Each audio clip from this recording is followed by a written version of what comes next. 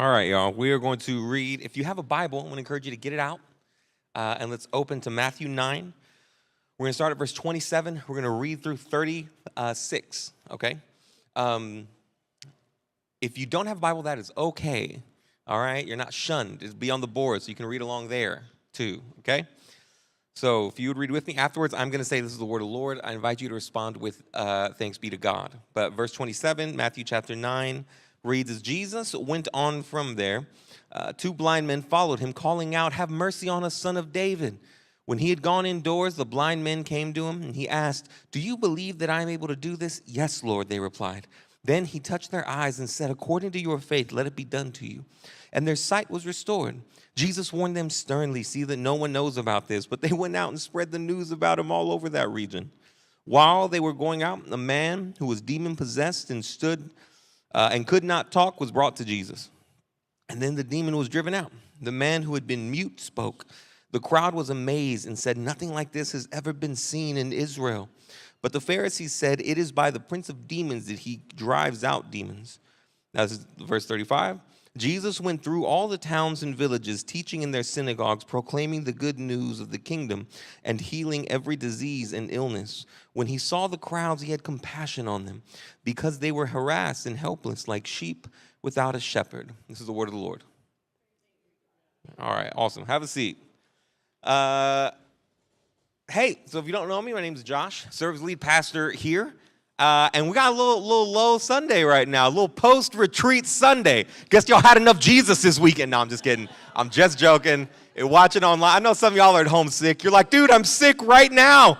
You're probably like watching the live stream, literally being like, this guy. I promise. I'm just joking, okay? For all those that are sick, I know we had several people that got home and crashed out in not the relational or emotional way, but in a physical, I'm sick kind of way. And so praying for all of them to get healthy and everything like that. And so I look forward next week, Blue Chairs being a little more filled up, hanging out with y'all together again. But as we get started today, I have a question similar to last week, though it was not intentional that it would be similar to last week. And this is likewise a test, equal parts of your movie knowledge. And it's also a little bit of a test of how well you know me, because it's not like this line is from only this movie. But if you know me, then you know the movie that I'm probably referencing. And it's just simply this line, do you trust me? Do you trust me? When you hear the line, do you trust me? Oh my gosh, yes! All right, I'm not gonna lie. Olivia, so we have not spent that much time together, but I think that means that we're just taste buds when it comes to movies, because that is exactly right. That is what I think about when I hear the words, do you trust me? I see the wide-eyed, charismatic street rat Aladdin holding his hand out to Princess Jasmine and saying those empowering, beautiful words, do you trust me? And then her with the tiger next to her, she's like, yes. All right? Man, I'm not gonna lie, I'm kind of like low-key blown away that you knew that. That's great. And so here's why I even bring those words up, right? The only reason I bring up Aladdin, which by the way, a goated Disney movie, significantly better than the live one. All right, live one was fine. It was fine. I didn't say it was bad. Definitely wasn't as bad as the live Lion King movie. No, I'm just kidding. All right, I'm not kidding. Actually, that movie was bad. But anyway, point being is that while just a go to Disney movie, these words in particular are, I think, to me, strikingly powerful. They're strikingly powerful. On the surface, there does not seem any good reason for Princess Jasmine to trust this, vagrant who is claiming to be a king, and yet, on the other hand, to the extent to which she, the confined princess, trusts this Aladdin character, is the extent to which her vision of the world is going to expand, right? If she says, I don't trust you in that moment, her world remains in this small, confined palace because her father is scared to lose her. On the other hand, to the extent that she says yes and trusts him, she goes on this adventure to which she sees the world in a broader way. Now, am I reaching here? I'm probably reaching to some degree here, you know? But that's what happens when you're trying to find the gospel in what you're watching, all right?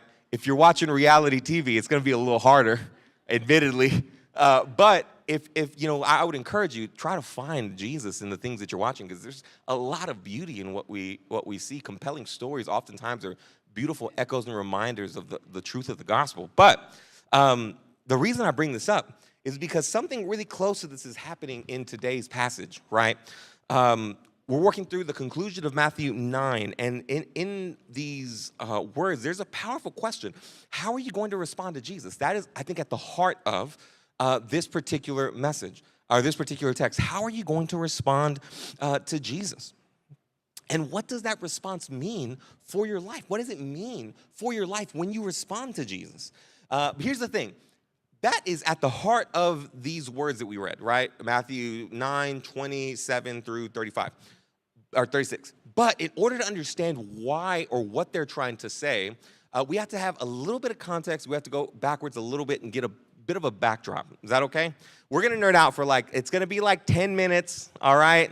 I don't want to hear it. Just follow me. And so I'm going to say, you ready to nerd out? And you're going to be like, yeah, even if you're not, just fake it till you make it. So you're ready to nerd out? Thank you. That's good. Okay. So, in order to understand how and why Matthew is asking the question, how are you going to respond to Jesus? You have to understand, I think, what is happening through not just Matthew 9, but the whole book of Matthew, but we're going to focus on Matthew 9 today. And really, it's because in every bit of Matthew 9, Matthew 8, Matthew 4, like I said, this is really the whole book of Matthew. The whole book of Matthew is really shining light on Jesus in context of the Hebrew Scriptures. And this is happening in Matthew 9 as well.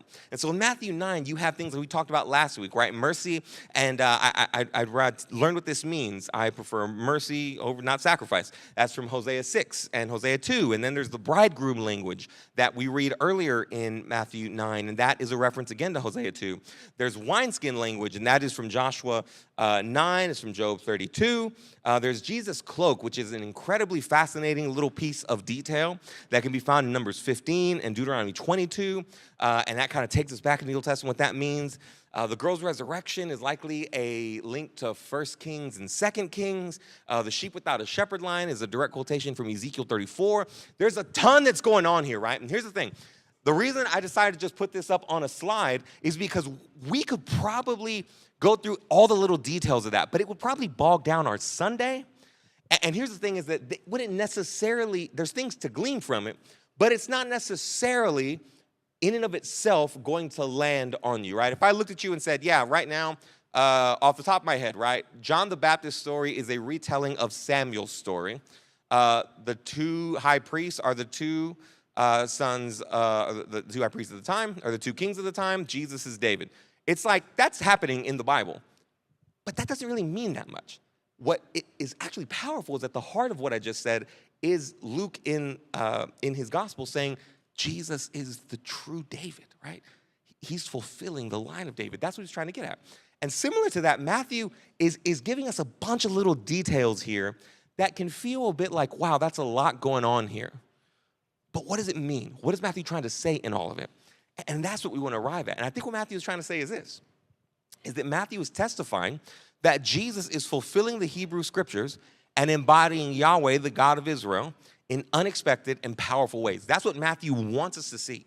That's why he keeps referencing all the time back into the Hebrew Scriptures. And it's kind of like, man, if you really pause and are like, yo, I want to get in every little detail, nook and cranny of this, it can be like, bro, this is overwhelming. And there will be times where you arrive and go, okay. But if that one little detail, if you're relying on one little detail, then you can feel like that. But on the whole, this is the point that Matthew's trying to get to you, is that Jesus is he's testifying that Jesus is fulfilling Hebrew Scripture. That's why all these things keep coming back to him. And that Jesus is embodying Yahweh in these unexpected ways. That's why the Pharisees and other people always have these moments of being like, bro, why are you doing this? And Jesus is like, well, shout out, I'm God. And then it's like, okay, that's just blowing my mind, right? It's taking everything and turning it upside down, as they say. And here's the thing. This claim, put it back up there, Oscar, real quick, that Jesus fulfilling Scriptures and embodying Yahweh. It's a claim that can bring a ton of different responses, right? If you are a full-blown, like, hey, I believe in Jesus, I follow you, you can be like, yeah, that's awesome. I'm deeply encouraged by that. At the same time, some of us hear this claim, and then we weigh it up against how Jesus says to live, and we go, man, that sounds really hard. That's overwhelming. That's deeply scary. Like, I don't think I'm enough. I don't think that I could possibly do enough. And I don't think I could possibly live the way this guy says to live.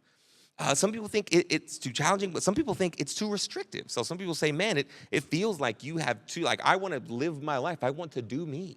And Jesus is just coming in and being like, yeah, this is how I want you to live. Some people think while it's too restrictive on one side, other people think that it's kind of not restrictive enough, that it's kind of unjust at times when you're talking about turning the other cheek. And if someone takes something from you, in essence, give them more. And so there's this vision of like justice that kind of goes like, oh, I don't feel like that's fair. And so Matthew's claim here is provocative because he's making a claim that what Jesus is saying, these are the words of God. We talked about this last week, that Jesus' words are God's words. And so the vision of life that Jesus gives us is the definitive vision of life. The author of life is giving us a vision for life and going, that's how you gotta live. That's not how you gotta live, that's how you should live. Because that's what it means to be human. That's what it means to be human in the way you were designed to be human. Now, here's the thing. Matthew absolutely knows that this claim should provoke a variety of responses. He knows that this is a claim that makes us go, oh, dude, I don't know what to do with this. And I have so many feelings when you say something like that as I read the words and teachings of Jesus. Matthew knows this. The reason we know that he knows this is actually in today's text. In today's text, we have a bit of an understanding of how we know that Matthew knows this. Today's text comes from the powerful conclusion of a bigger structure, okay? And we get a clue into that bigger structure through verse 35. And so if you look at verse 35, let's read it real quick. 9:35 says, Jesus went through all the towns and villages, teaching in their synagogues, proclaiming the good news of the kingdom, and healing every disease and illness. Now, here's the thing. If you have a paper Bible, if you have a digital Bible, then you probably just got to click a button. But if you have a paper Bible, you may see at the end of verse 35, there's going to be like a little letter and maybe a footnote, or there's going to be like a little column in the middle, and it'll have a reference point to 9:35. What is the reference that you're seeing there? I want you to see it. I don't want to tell you. Say it louder. Matthew 4:23. Right. So here's the thing. This line is not specific to this text. It's not like this is the first time this has been said in Matthew. This is actually from a different part of Matthew that's said again. And so let's go to 4:23, and we're going to read that. So Matthew 4, verse 23 says, and this language should seem strikingly familiar to you, okay? Jesus went throughout Galilee, teaching in their synagogues, proclaiming the good news of the kingdom, and healing every disease and illness among the people. All right. That sounds eerily familiar because it's almost the exact same words that are in Matthew 9. Now, you may be looking at me thinking, like, what does this matter? What is this? The guy ran out of bars, and so he just repeated a bar, right? This is the hook, as they say. Well, because what this actually is, and this is literally, right, from the author's standpoint, this is genius. This is called inclusio. It's like two bookends that tell us everything here is connected, okay? And so 4:23 starts with this phrase, and then the phrase ends at 9:35. And what Matthew's trying to tell us is everything here is connected. And it's actually connected right here in this way, right? And I have it in my notes here that I'm supposed to say this. I just want to shout out, I had a professor in seminary named Mateos de Campos at Gordon Conwell. And this dude was just so willing to walk through stuff like this with us after class, like 30 minutes on video calls, just nerding out with kids. He got kids in the background. And he's just like there with us. I just want to shout him out. Also, a woman named Janine K. Brown, who's written a lot about this. She crushes it too. But this is a sequence that 4:23 through 9:35 build out, right? 4:23 says, hey, this is what he's about. And then from there it goes into 5 through 7. And what is 5 through 7? Matthew 5 through 7, what does that recount for us? Who knows? Say it again. The Sermon on the Mount. Great. So it's a Sermon on the Mount. So if you read the line, right, Jesus went through all the towns and villages, teaching in their synagogues, proclaiming the good news. Well, what is he proclaiming and teaching? The Sermon on the Mount. That's what he's talking about. Those are the things that he's walking around and saying, okay? Now, after that, it says that he goes and he heals. And then 8 through 9, guess what 8 through 9 tell us about? Healing. He's healing people, right? It has, I think, like 10 different stories of Jesus healing folks. And so the bookends are he goes out teaching and preaching and healing. And then in between the bookends are all these stories of like, and if you want to know what that looks like, this is what it looks like. The Sermon on the Mount is what he's teaching. 8 through 9 are how he's healing and what it means for the lives of the people who are encountering him. Right? That there are people who are encountering Jesus, and what they're hearing is this fresh vision of what life is, what life means, and how we're called to live life. And as they engage with them, and as they spend time with them, as they speak with them, they are being healed and touched, and there is something changing in their lives. And this is what it looks like in Jesus' life. This is what it means for him to go around preaching, teaching, and healing. This is what it looks like. And so here's the thing. At this point, right, this is setting us up to go, here's the reality of what Jesus does and what his message is. But when we get down to 35, or actually our text today, our text is concluding this whole section. And it poses an incredibly powerful question to us. What are you going to do with this? What are you going to do with this? Because within the text, at the end of this entire story, right, Jesus preaches and teaches. Here's what that looks like. He heals. Here's what that looks like. Now Matthew wants to look at us and go, who are you going to be in response to these realities? And because if you look through the text, there's a few different people that are at work, right? There's a few different responses that we see in the text. So in the text, when you look at the first response, what you'll end up seeing is that one of the responses we can have is that we receive and believe him. We receive and believe him. If you look at the text from today, verse 27, we're going to read through 28. It says, as Jesus went on from there, 2 blind men followed him, calling out, have mercy on us, Son of David. When he had gone indoors, the blind men came to him, and he asked them, do you believe that I am able to do this? Yes, Lord, they replied. And so even that language, right, Son of David, is this messianic language from the Hebrew culture, right? It's them saying, hey, we believe you are who you say you are. We believe that you are who you say you are, that you can do the things that you say you can do. And so when he asked them, hey, right, well, do you believe that I can heal you? What is their response? Yeah, yes, because I believe you are who you say you are. And because I believe you are who you say you are, I invite you to work in my life.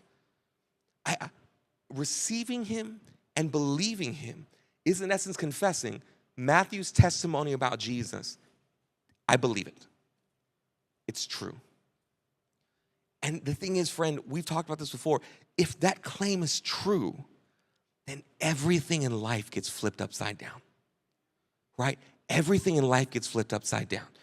If Matthew's claim about Jesus is true, then it is wise for me to love my enemy. It's wise for me to give my money away to the extent to which I can do it without not taking care of my own family, right? It's wise to give in such a way that is sacrificial, that hurts me.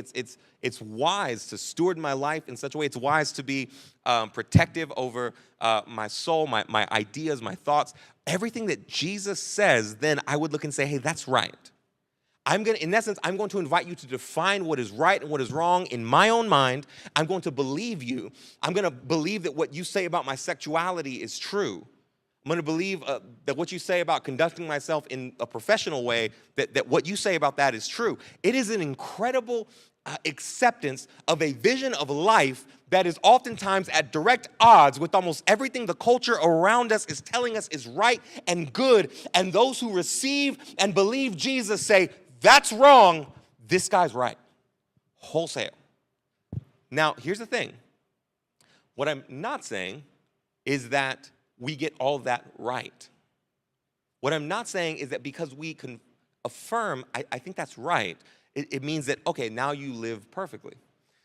Because in this framework of how we receive and believe, there's another little line that's extraordinarily important.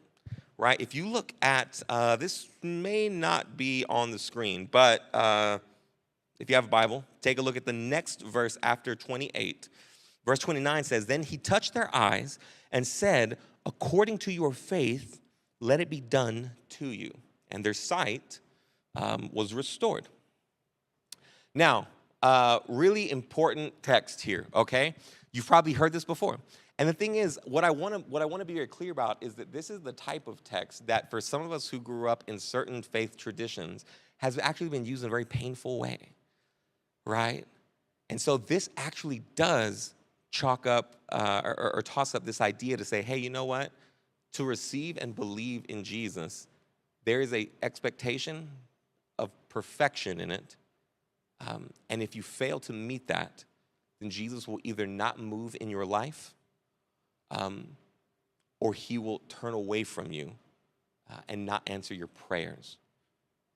And so we've heard stuff like that, right? If you grew up in certain faith traditions, you've experienced even stuff like that, where there's questions about whether you're praying and you're asking God to move. You're wanting him to move. And there is this underlying tone that if you don't have enough faith, if you don't believe that God can do it enough, then at that point, if you don't, then God will not answer that prayer. This is deeply painful.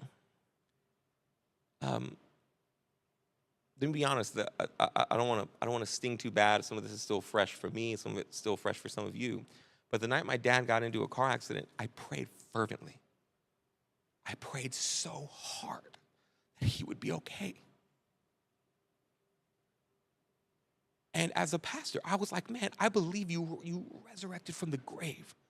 So I believe you can overcome death. So please, God, heal my dad. Now, my dad's not here. He's sitting in that chair right there. He's in glory. At that moment, this vision of, this interpretation of this line would mean, hey, Josh, you didn't have enough faith that day. Right? You didn't have enough faith that day. Maybe I just got caught on a bad day. But I didn't have enough faith that day. I want to tell you lovingly that I don't believe that's true about what this is saying, right? I don't believe that's what Matthew's trying to communicate to us here. Faith is not a measuring stick by which we gauge how faithful we are. I want to say what I said again because I need you to hear and understand what I'm saying. Faith is not a measuring stick by which we gauge how faithful we are. That interpretation looks at you and me and says, to the extent to which you are able to believe there's a threshold, that faithfulness, right, that is what you will, God will respond to only this number. And so you better save yourself by having this much belief and faith. If you don't have this much belief and faith, you're a goner. Faith isn't used as a measuring stick to determine how faithful we are. Rather, faith is a means of trusting, or the way we trust in Jesus. So what I would even say is this, is like faith is a partnership in experiencing and sharing Jesus' redemptive work. That's what it is, right? Faith is a partnership in experiencing and sharing Jesus' redemptive work. And so here's what I think is actually happening here is Jesus is lovingly engaging with the blind individuals and saying, hey, I'm committed to you to the extent to which you invite me to work in your life is the extent to which I will work in your life. But your resistance to me does not deter me or does not send me away, right? It's a very different way of looking at Jesus' words. On one hand, it's going, if you have enough faith, I'll be here. If you don't, you're done for. On the other hand, it's, I will never leave you. And the extent to which you invite me to work is the extent to which I will work in your life. But I will always be with you, no matter what. And that's the story that Matthew's building out, right? At the end, this is why Jesus has these words of going, hey, till the end of the age, I'm with you, right? The vision of Matthew is this God who has chosen to say, hey, in the person of Jesus, I am going to pursue you and walk with you and be with you. It's why in the beginning of Matthew, he literally says, this is Emmanuel. This is the fulfillment of God with you. That God would come and step out of the perfection of glory and into the brokenness of the world just to say, man, I want to be with you. I want to walk with you. I want to cry with you. I want to suffer with you. I want to be sorrowful with you. And ultimately on the cross, I'm going to die with you. Also that you could rise with me and you could be with me and you could join me in the joy that I bring and the hope that I have. Right? That's the vision that Matthew gives us of our relationship with God. And so that backdrop is what sets the stage for the concept of faith. God is with us because he has joined himself to us. Not because of what you've done, not because of what I've done, not because you're faithful, not because I'm faithful, but because Jesus is faithful and he has committed himself to you. He is with you. Now the question becomes, what does faith mean in light of that reality? And faith in light of that reality is the invitation to the extent to which you invite me to work with you and work in you is the extent to which I will accomplish my work inside of you. But again, your resistance to Jesus does not deter him at all. All right. I'm getting riled up. Rein it in. So I meant to add a picture of this, but at home, I didn't. So we're going to have to use our imagination. At home, there is a box on my kitchen counter, and it is a Technics Lego box. Who knows what a Technics Lego box is? All right. Y'all are not my people. Y'all are my son's people. I'm not a Lego guy, but you little kids. No, I'm just kidding. I'm just playing. But they're really cool. They're a Lego set that you can put together, and it's like a car, and so it can kind of like move and has momentum, and like it's really neat. To be honest, when I saw it, I was like, it almost got me, Lego. You almost got me real close. I almost dropped the little bag on some Legos after I saw that thing. I was like, oh, this is cool. So here's the thing. My son, 6, opens it, starts trying to put it together. Literally, my man, when he got it, this was, in his birthday probably, September, maybe last Christmas. It's been around for a minute. Haven't got through one box yet. The reason being is that when you open it up, all of it requires directions. Like, there's no way you can open the box and be like, I know what I'm doing. Not a chance, bro. Maybe somebody. Not the Guerreros, though. I know that much. All right. And so you got to read the instructions in order to put it together. My son can't even read. He can't even read. Well, he can read now a little bit, but at the time when we got it, he couldn't even read that well. And so guess what? If he wanted to put that thing together, who did he need? He needed me. And here's the thing, there will be times where he'd be like, help me. And I'd come in and I would look at the instructions, I'd start putting it together. And then after a minute, he'd be like, this goes here. And I'd be like, okay. That's not in the instructions at all, but all right. All right, and then he'd do some more stuff, and then he'd be like, I can't get it to work. And I'd be like, all right, yeah. That's because that didn't go there, right? That doesn't go there. And so we'd take it apart. He'd be like, Dad, he'd come back in, Dad, help me. And then we'd keep going. And then he'd be like, hey, I'm tired of this, or I'm frustrated because I can't just put it wherever I want, and then he'd walk away. And then he'd see the box and come back and be like, Dad, help me. So I'd come, and we'd sit down, and we'd open the instructions, and we'd build a little bit more of it, and then the same thing would happen, right? Well, I think this goes here. Okay? I would never leave him because he can't build it on his own. Not one time have I ever thought to myself, I'm going to throw away this Lego or I'm going to throw away this kid. Because he resists my help in putting this thing together. He's always mine, and I'm always his. But the day that we start making progress on it will be the days that he trusts me to help him build this thing together. The days that we don't make progress are the days that he does not trust me or wants to do what he wants to do with this Lego set. Does that make sense? Okay.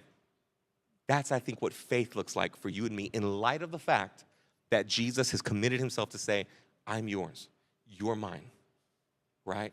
Now, do you believe I can do this? Yes. No. Not yet. Maybe. Okay, we'll work with that. And then he works. Praise God.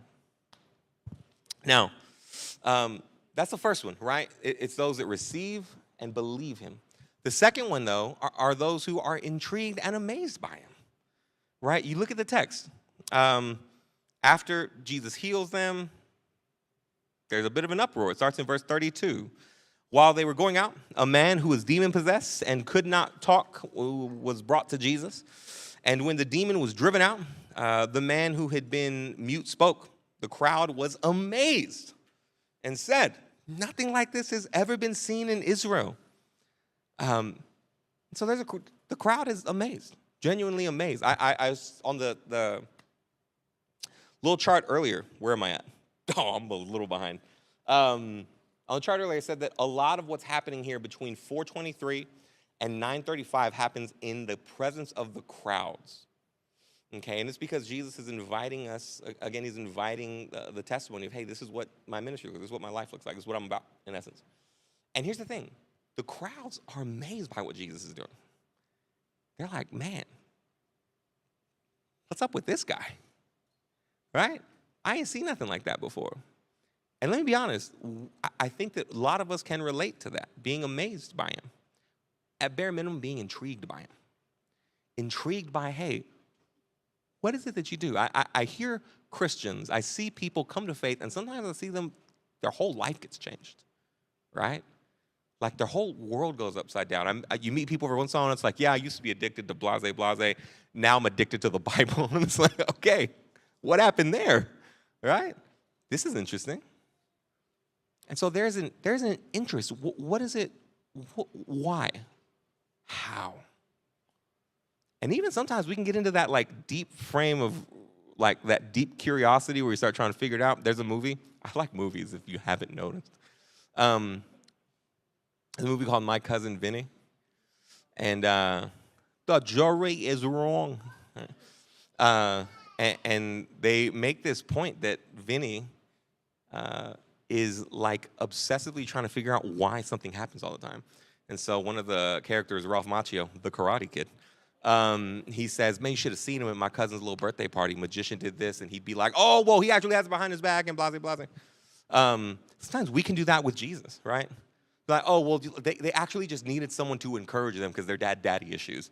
And Jesus became the surrogate daddy for their daddy issues.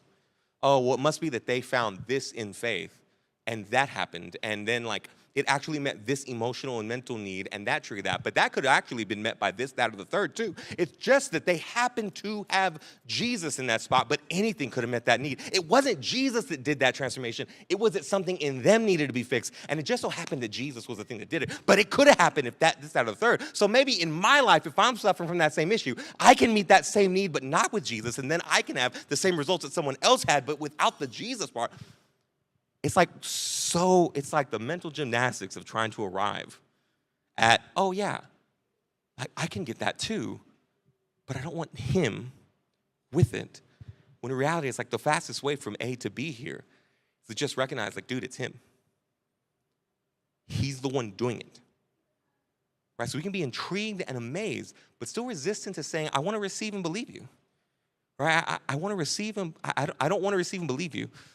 But I am intrigued by you. I'm intrigued by what you bring and what you do. So you can be intrigued, amazed, but not quite ready, right, to submit, not quite ready to invite, not quite ready to follow. But then that kind of leads us to the third one, which is those who are closed off to him. You think about the last verse in this particular story. It's verse 34. And it says, but the Pharisee said, it is by the prince of demons that he drives out demons. Dude, all right, so we would categorize them as aggressively against Jesus because they're looking at Jesus being like, this guy, demonic, right? And here's the thing. That is a perception. I don't know if you have it. This is the most aggressive version of it. But there is a response where we are closed off to Jesus, right? Where we say, I don't know if, it's not that I don't know if you can do it. There are times in my life where I don't think you are going to do it, and I don't think you can. I am not an avid fan of, I'm not going to tell the story because I don't even remember this guy's name. I just remember the scene that I watched randomly on YouTube, so I'm not going to bring it up. Left you guys on an edge cliff there, okay? Golly, sorry. But yeah, there are those moments, right? We can feel deeply closed off. I don't believe it. I don't want to believe it. And let me be honest, in these areas, a lot of the time, I do think that this has like moral overtones for us a lot, right? Like I want to be closed off to you in the areas that I don't want to do what you want to do. Like, you tell me this is the way to live, and you claim to be the author of life. But if I want to live differently, then I'm going to close myself to you and go, no, that's not true. That's not right. Yeah, I don't believe in that part. I like it when I'm the enemy and I'm getting loved. Not a fan when I'm loving the enemy. I'm a big fan when I'm forgiven. Not a big fan when I have to do the forgiven. Big fan when I'm receiving generously. Less a fan when I'm giving generously. You can do this all the time, right? You can do this with everything. And so while I don't know if it requires us looking and saying, do I think Jesus is demonic? I don't know if any of us, if you're in this room, the likelihood of you believing that is very small, right? If you're in any church on a Sunday morning, it's pretty small. That doesn't mean that this isn't us, though, at times. That doesn't mean that we can't still fit into the category of, oh, yeah, I'm closed off to him here. I don't want to live like that. I don't want to follow him. I don't want to believe that. So I'm just going to close myself to him there. And so there's this invitation at the end of this, though, right? There are those who receive him, believe him. That's the first response. There are those who are intrigued and amazed by him. The second response. The third response are those who are closed off to him. They're like, hey, I don't want to do that. I'm not feeling you right now. And here's the thing. I think it is so tempting in our lives to see ourselves in one of these categories. But I just mentioned to you that all of them apply to every one of us in this room at some point in your life. They apply to everyone in this room at some point in your day, right? The moments when you look and go, I'm going to close this off to you here because I'm going to turn the other way from the author of life so that I can live my life the way I want to here, right? I'm intrigued, but I don't believe that you can do the things that you say you can do. And then there's moments where we are trusting him and inviting him to work, and that can be in like a 30-minute chunk. But can I just appeal to you that it is my deepest desire, and it is my deepest desire for you, that we would do everything that we can to live in the first one. Because if I'm being honest, the first one gives us a vision for life that's so much better than like everything else that I could possibly imagine. It's a world where death is not the end, where life is filled with mercy and grace and meaning.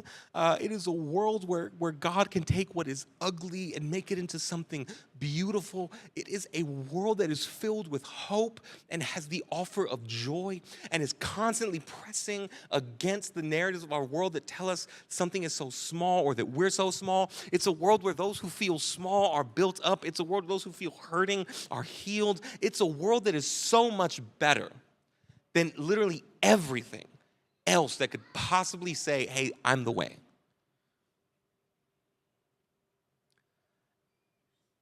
And I think that's the invitation that Matthew wants to give us, right? Is he's like, hey, man, only one person in this scene got healed.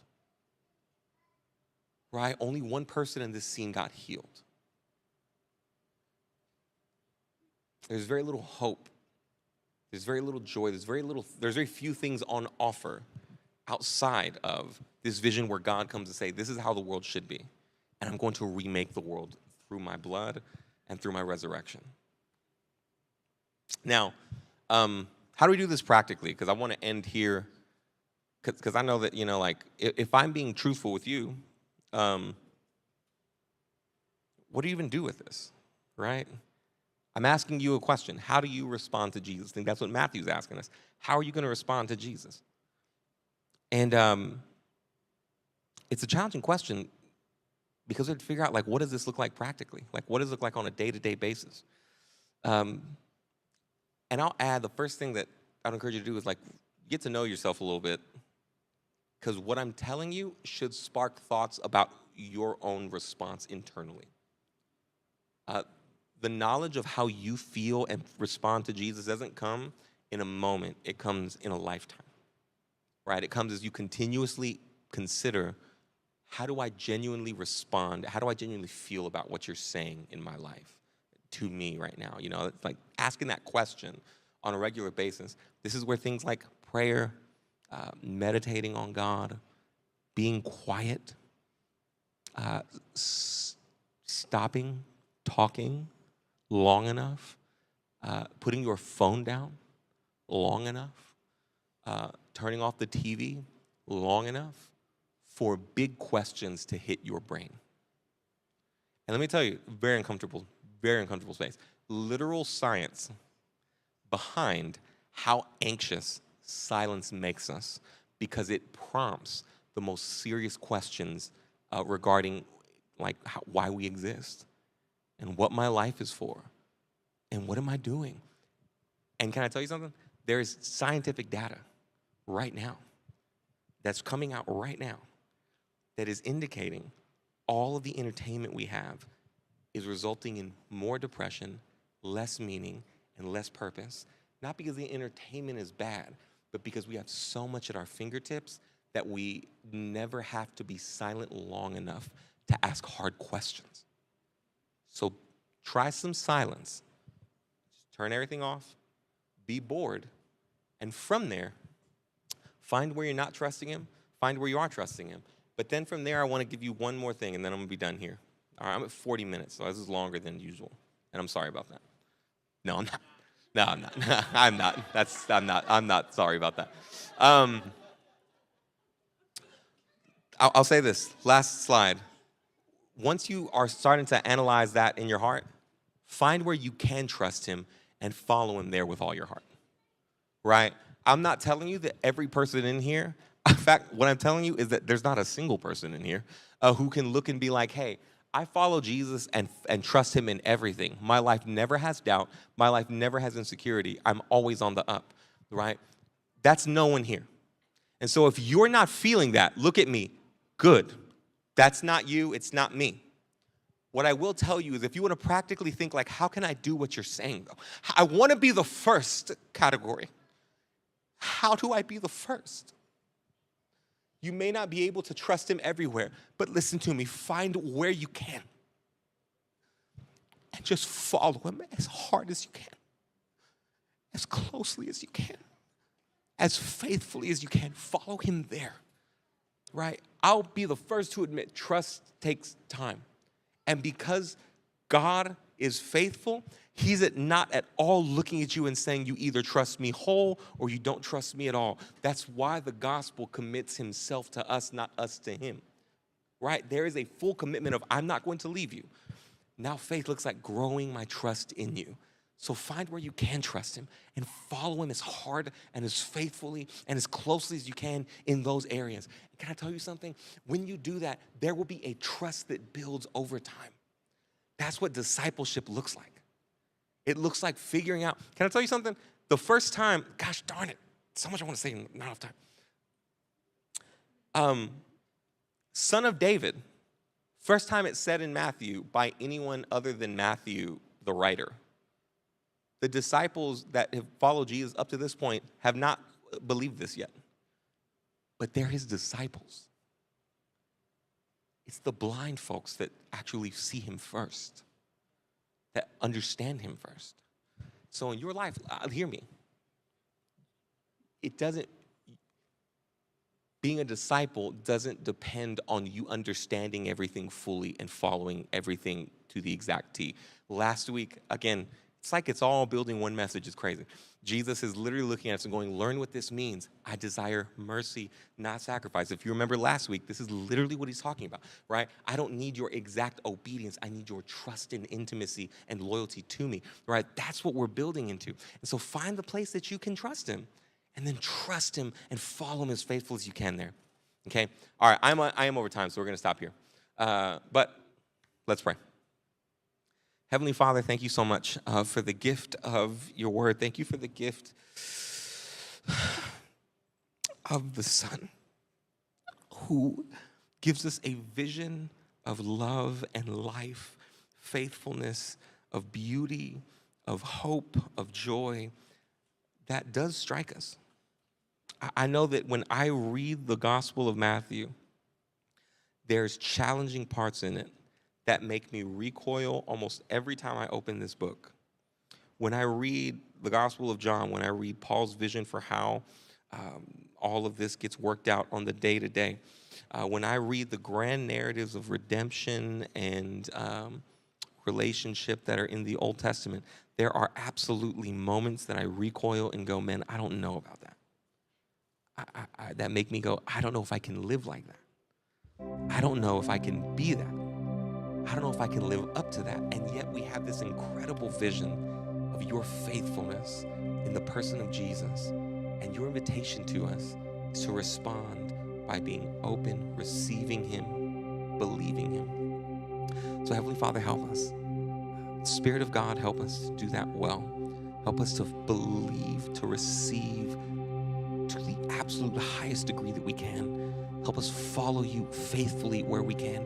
And as we do, Spirit of God, build trust that helps us trust you more, to follow you more faithfully, to give ourselves to you more faithfully. But Father, help us resist the idea that you want us to be satisfied with where things are, because you don't. I want my son to build his Technics car. I want to see it full, and I want to see the joy on his face when it's finished. And Father, I think you believe and desire the same for us, I should say. That you desire the fullness of joy. And so help us, Heavenly Father, to invite you in more and more. I love you and thank you. Pray these things in the name of the Father, Son, and Holy Spirit. Amen.